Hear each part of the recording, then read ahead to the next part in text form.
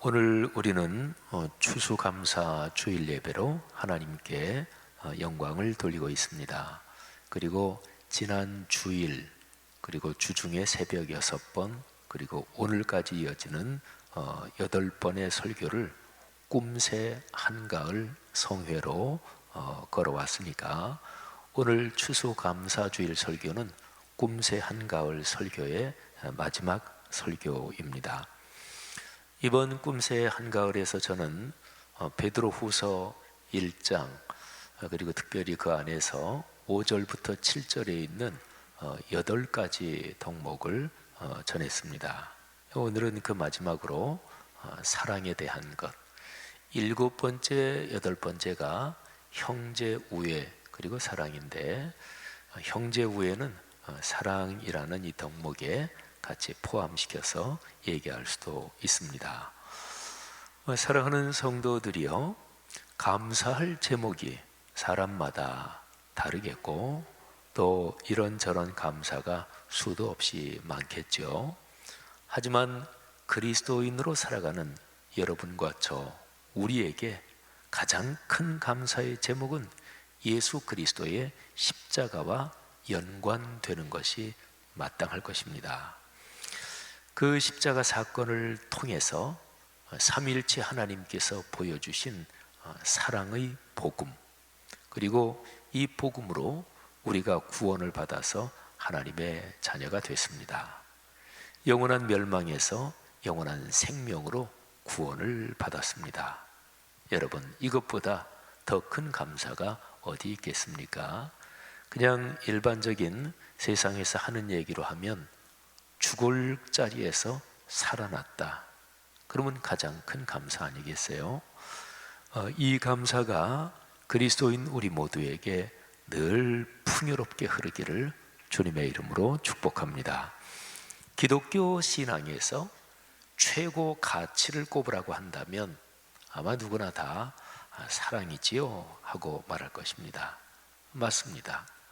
우리 기독교 신앙을 성경 한 구절로 가장 잘 나타내는 구절은 요한복음 3장 16절입니다. 하나님이 세상을 이처럼 사랑하사 독생자를 주셨으니 이는 그를 믿는 자마다 멸망하지 않고 영생을 얻게 하려 하심이라. 아멘.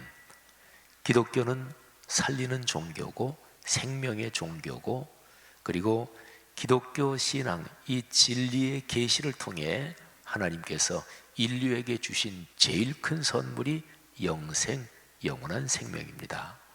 이 영원한 생명이 여러분과 저 우리에게 이미 선물로 주어져 있음을 감사합니다. 이 사실 때문에 하나님을 찬양하며 살 수 있기를 축원합니다. 당연한 얘기지만 하나님은 당신이 창조하신 세상을 사랑하십니다. 여기에서 세상이라는 표현은요, 피조세계 전체를 가리키는데 그 중심에 사람이란 존재가 있습니다. 죄 때문에 영원한 사망에 이르게 된 이 사람이란 존재를 당신의 독생자 예수 그리스도를 십자가의 죽음에 내어주심으로써 영원한 생명의 길로 갈 수 있도록 길을 열어놓으신 거지요. 이제 누구든지 예수님을 나의 주님으로, 이 그리스도란 뜻이 내용적으로 그거지요. 나의 주님, 그리고 나의 구원의 주님, 그리고 세상의 구원의 주님, 이런 뜻인데, 예수님을 그리스도로 믿는 사람은 멸망하지 않고 영생을 얻습니다. 사랑하신 여러분, 나 자신과 관련해서 예수님이 나의 주님이십니다, 나의 하나님이십니다, 이렇게 고백하는 사람들마다 이 놀라운 복을 얻는 것이죠. 사랑이라는 단어, 이거는 참으로 성경 전체의 중심인데, 이 단어를 중심으로 구약 성경에서 가장 핵심적인 부분, 그리고 신약 성경에서 가장 핵심적인 부분을 살펴보겠습니다. 자, 구약 성경에서 가장 중요한 말씀이 무엇이냐? 그거는 각도에 따라 조금은 다를 수 있겠지만, 구약 시대부터 내려오는 이스라엘 민족의 실제적인 삶에서 가장 중요한 구절을 꼽아라. 그러면 신명기 6장 4절 이하에 나오는 쉐마 구절입니다. 이스라엘 민족이 지켜야 할 최고의 계명이 여기에 기록이 되어 있습니다. 경건한 유대인들은 오늘날까지도 아침 저녁으로 신명기 6장 4절부터 9절을 암송하고 또 이 구절을 묵상합니다. 자, 이 내용은 두 덩어리로 나눌 수가 있습니다. 4절, 5절에는 최고의 계명, 그게 나옵니다. 그리고 6절부터 9절까지는 그 최고의 계명을 어떻게 지키느냐, 그 계명을 지키는 구체적인 방법이 나옵니다. 자, 먼저 4절, 5절 말씀을 한번 들어보십시다. 이스라엘아 들으라. 우리 하나님 여호와는 오직 유일한 여호와이시니 너는 마음을 다하고 뜻을 다하고 힘을 다하여 네 하나님 여호와를 사랑하라. 아멘. 최고의 계명은 하나님을 사랑하는 것입니다. 이거는 다른 말로 하나님을 경외한다, 경외하고 사실은 내용적으로 일맥상통합니다. 우리가 신앙을 경건한 신앙은 경건해야지요. 그럴 때 경건이란 단어도 또 역시 여기에 일맥상통한다고 볼 수 있습니다. 자, 하나님을 사랑하라. 이거는 절대 명령입니다. 그러면 구체적으로 어떻게 하나님을 사랑하나요? 하나님은 영이시기 때문에 눈에 보이지 않습니다. 눈에 보이는 사람을 사랑한다. 그거는 얼른 감이 오잖아요. 그 사람을 배려하고 아끼고 또 그 사람을 존경하고 존중하고 식사도 대접하고 눈에 보이니까 감이 오지요. 하나님은 눈에 보이지 않습니다. 눈에 보이지 않는 하나님을 어떻게 사랑하는 것일까요? 6절부터 9절을 한번 들어보십시오. 핵심을 말하자면 하나님의 말씀대로 살라, 바로 이것입니다. 그러니까 사랑하고 말씀하고 연결이 되는 거죠. 오늘 내가 네게 명하는 이 말씀을 너는 마음에 새기고 내 자녀에게 부지런히 가르치며 집에 앉았을 때든지 길을 갈 때든지 누워 있을 때든지 일어날 때든지 이 말씀을 강론할 것이며 너는 또 그것을 내 손목에 매어 기호를 삼고 내 이마에 붙여 미간에 붙여 표로 삼고 또 내 집 문설주와 바깥문에 기록할지니라. 아멘. 그러니까 하나님의 거룩한 말씀을 먼저 너, 그러니까 나 자신이 깊이 묵상하고 마음에 새겨서 그대로 살면서 그러면서 내 자녀에게 가르치고 그리고 어떤 수단과 방법을 동원해서라도 말씀 잊어버리지 않도록, 이게 바로 하나님을 사랑하는 것입니다. 자, 신약 성경으로 넘어가 볼까요? 신약 성경에서 가장 중요한 말씀이 무엇일까요? 신약 성경은 구세주 예수 그리스도께서 이 세상에 오셔서 어떻게 사셨고 또 어떤 사역을 하셨고 그거를 기록한 말씀이 신약 성경이죠. 그러니까 신약 성경에서 예수 그리스도, 그분이 직접 하신 말씀, 그 부분들이 중요해요. 근데 예수님께서 내가 새 계명을 너희에게 준다, 이렇게 말씀하신 내용이 있습니다. 그러면 뭐 보나 안 보나 엄청나게 중요한 거잖아요. 요한복음 13장 34절에 예수님께서 주신 새 계명의 내용이 나옵니다.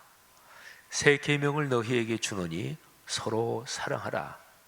내가 너희를 사랑한 것 같이 너희도 서로 사랑하라. 아멘.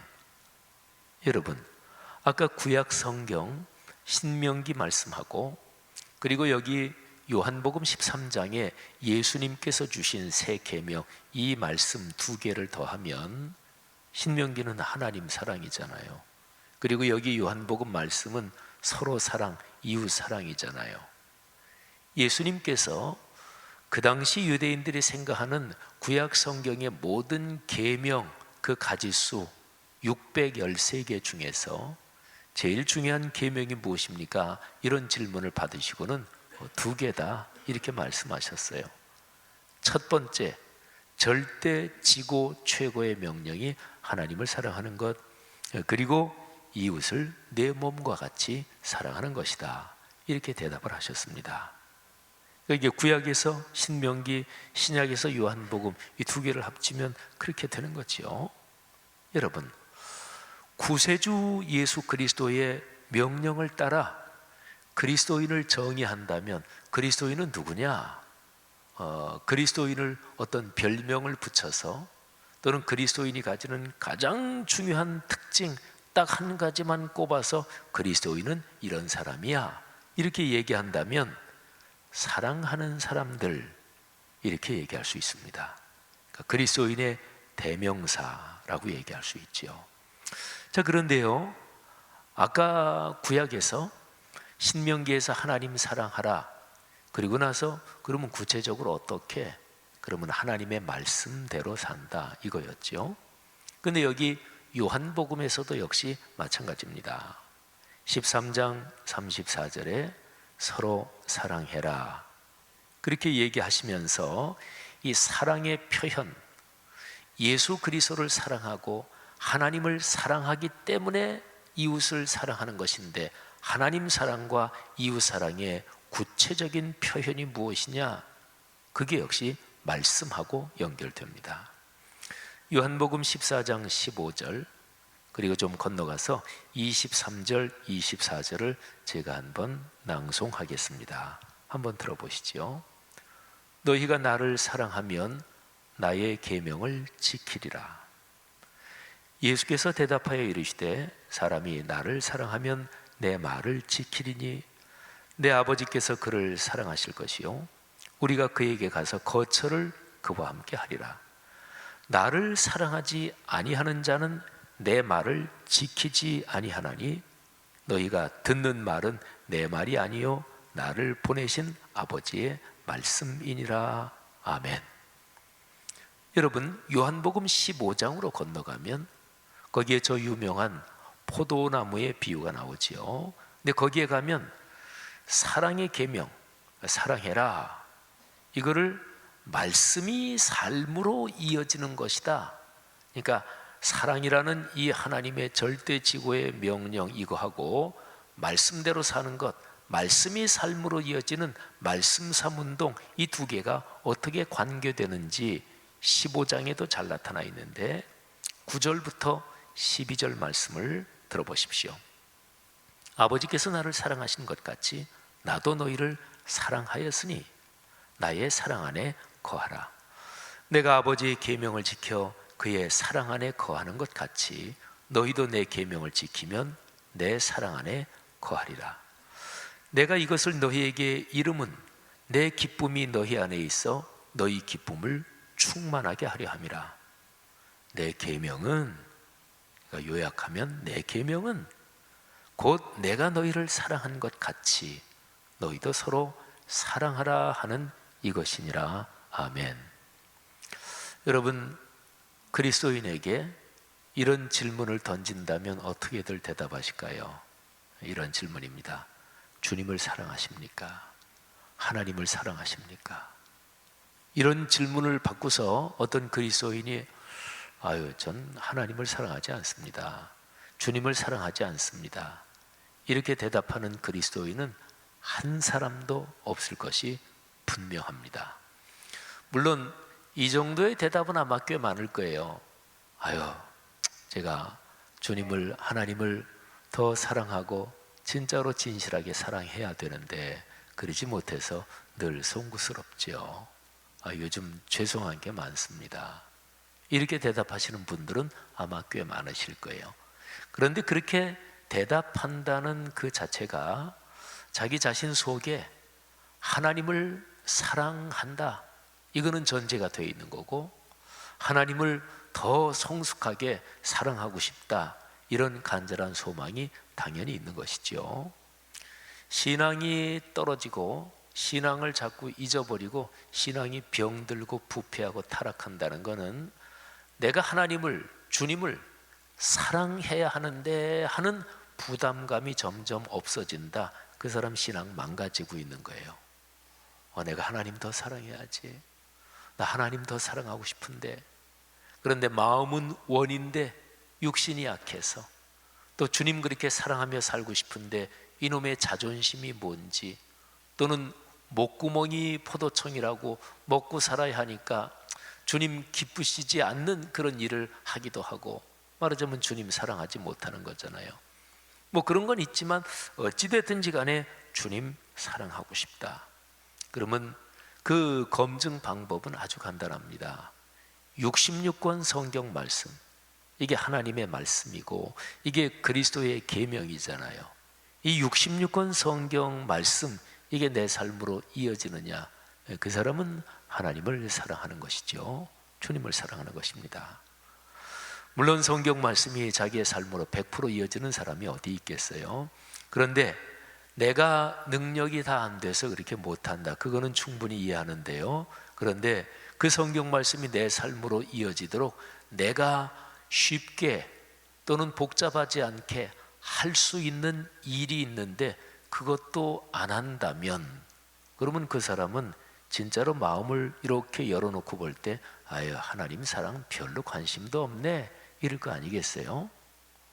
성경 말씀이 내 삶으로 이르기 위해서, 흐르기 위해서 할 수 있는 가장 간단한 방법은 하루에 한 15분 내지 30분 시간을 내는 거예요.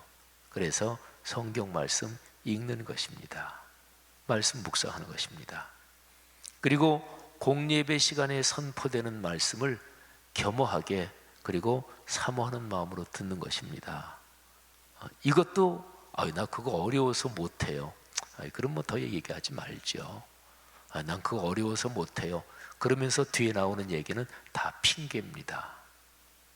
이 세상에 살면서 어떤 문제가 진짜로 중요한데, 예를 들어서 우리 가정에 생계가 걸려있다, 또는 그게 지금 이후로 내 인생이 거기 걸려있다, 내 아들, 딸이 잘 사는 문제가 걸려있다, 내 손녀, 손자가 축복받는 게 거기 걸려있다, 그러면 어떤 대가라도 지불할 거 아니겠어요? 만일에 그런 문제가 걸려있는데 나 매일 성경 한 서너 장씩 읽고 묵상하는 거, 그렇게 그거만 된다면 내 아들, 딸, 내 손녀, 손자 잘 살고 복을 받는데 나 그거 어려워서 못해요. 할 수 없죠. 뭐 내 아들, 딸, 손녀, 손자 복 받는 건 내가 간절히 원하는데 하루에 성경 서너 장 읽고 묵상하는 거 그건 난 못해요. 그 얘기를 뭘 더 해요? 그러면 얘기 끝났지. 이건 논리로 보면 간단하잖아요. 그런데 안 돼요. 이유가 뭔 줄 아십니까? 영적인 문제이기 때문에 그래요. 이거는 영적인 문제예요. 악한 영이 그리스도인 하나님 자녀의 정신을 흐리게 해서 이 간단한 논리인데 이게 작동되지 못하게 하는 것입니다. 사랑하는 여러분, 하나님께서 여러분과 우리 그리스도인의 마음속에 하나님을 사랑하고 이웃을 사랑하고 거기에 직결된 것이 기록된 말씀을 묵상하고 사는 거다, 이 사실을 깊이 깨닫고 또 말씀을 묵상할 수 있는 힘을 주시기를 주님의 이름으로 축복합니다. 여러분, 베드로 사도가 세상을 떠나기 전에 마지막으로 쓴 유언적 편지가 베드로 후서예요.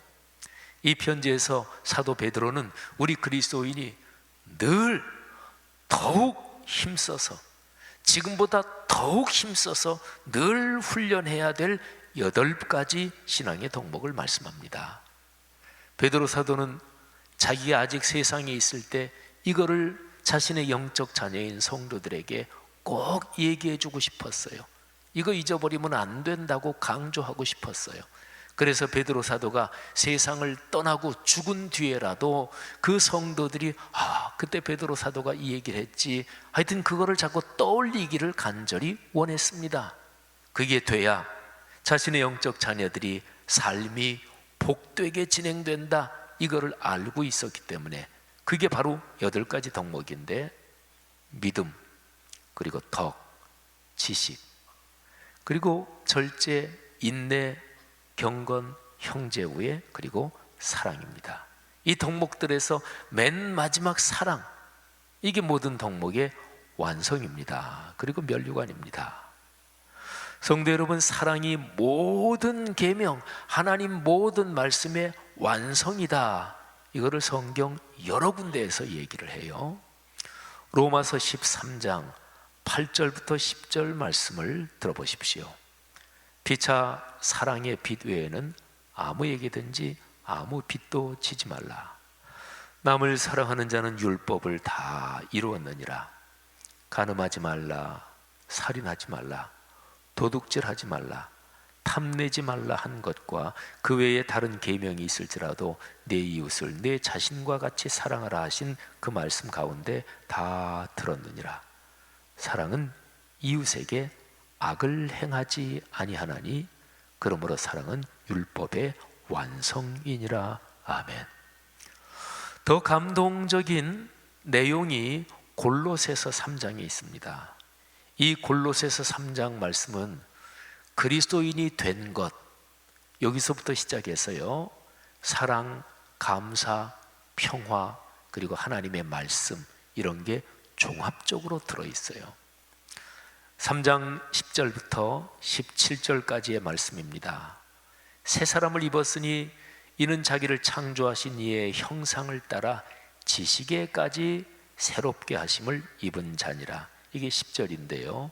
그리스도인이 된 거는 새 사람을 입었다, 새롭게 창조됐다. 그러니까 하나님이 천지를 창조하실 때처럼 한 사람을 새롭게 창조하신다, 이런 거예요. 이게 그리스도인이 된 거예요. 11절 이어서 읽겠습니다. 거기에는 헬라인이나 유대인이나 할레파나 무할레파나 야만인이나 스구디아인이나 종이나 자유인이 차별이 있을 수 없나니 오직 그리스도는 만유시요 만유 안에 계시니라. 신앙 공동체 그리스도인 안에는 차별이 절대로 있을 수 없습니다. 특권층이 결코 있을 수 없습니다. 그건 기독교가 아닙니다. 근데 거기에서는 오직 그리스도 예수, 그분이 모든 것이요 모든 것 안에 계신 분이요, 그분이 바로 중심이십니다. 그러니까 모든 것이 예수 그리스도, 그분과의 관계, 그분을 얼마나 닮느냐, 여기에 따라 결정됩니다. 자, 12절로 넘어갑니다. 그러므로 너희는 하나님이 택하사 거룩하고 사랑받는 자처럼 긍휼과 자비와 겸손과 온유와 오래 참음을 옷 입고 누가 누구에게 불만이 있거든 서로 용납하여 피차 용서하되 주께서 너희를 용서하신 것 같이 너희도 그리하고. 그런데 제가 지금 읽은 이 12절 13절 말씀에서 하나님의 사랑을 받는 자처럼, 근데 여기에 우리말 표현이 뭐뭐처럼 하면은 사실은 그렇지 않은데 그거라고 그냥 쳐주고 이런 뉘앙스가 조금 혹시 있기도 하나요?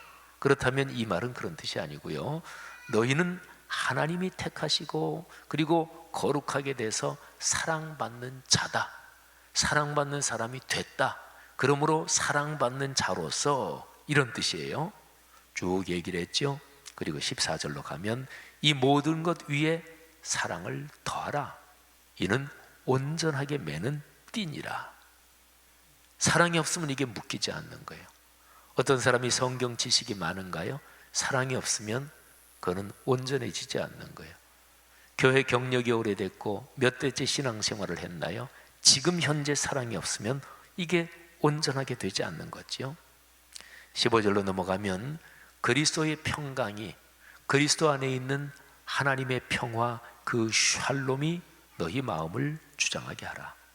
너희는 샬롬, 평강을 위해 한 몸으로 부르심을 받았나니 너희는 또한 감사하는 자가 되라.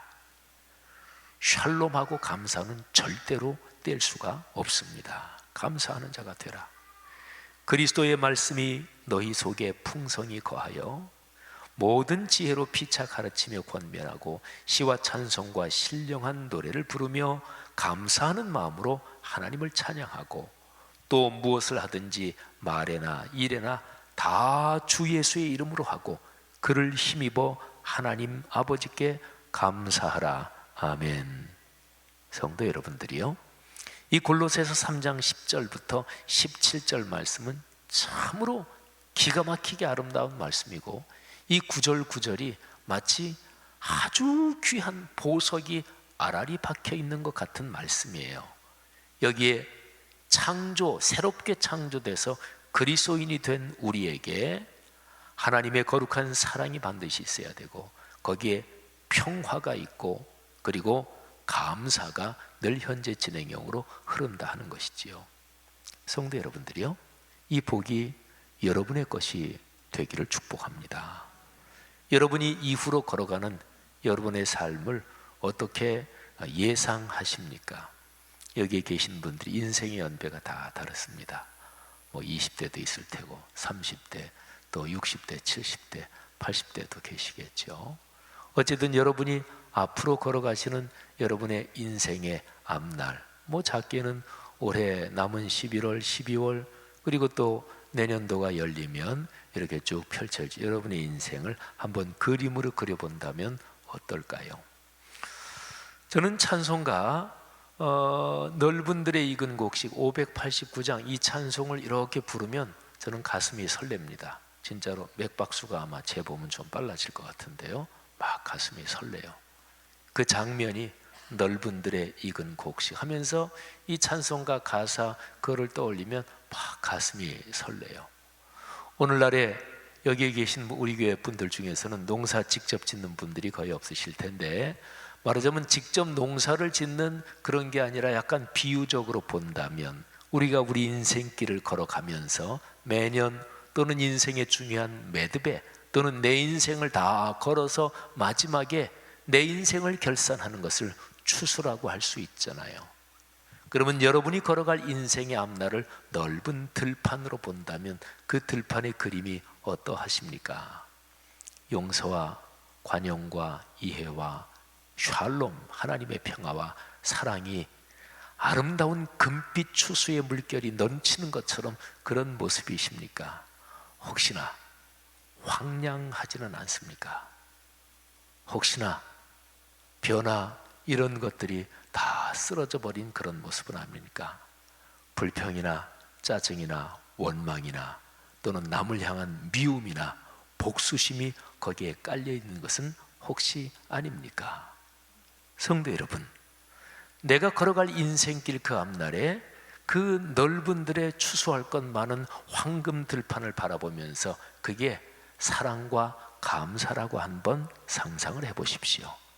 거기에 하나님의 평화, 하나님의 샬롬이 강물처럼 넘치는 모습을 한번 생각을 해보십시오. 그리스도인의 삶은 마땅히 그래야 됩니다. 여러분의 삶이 그러기를 주의 이름으로 축복합니다. 성도들이여, 형제 자매들이여, 성경 말씀이 우리에게 가르치는 이 사랑, 이 감사가 우리의 삶의 여정 내내 또 여러분들의 자녀와 후손 대대로 넉넉하게 흐르기를 주님의 이름으로 축복합니다.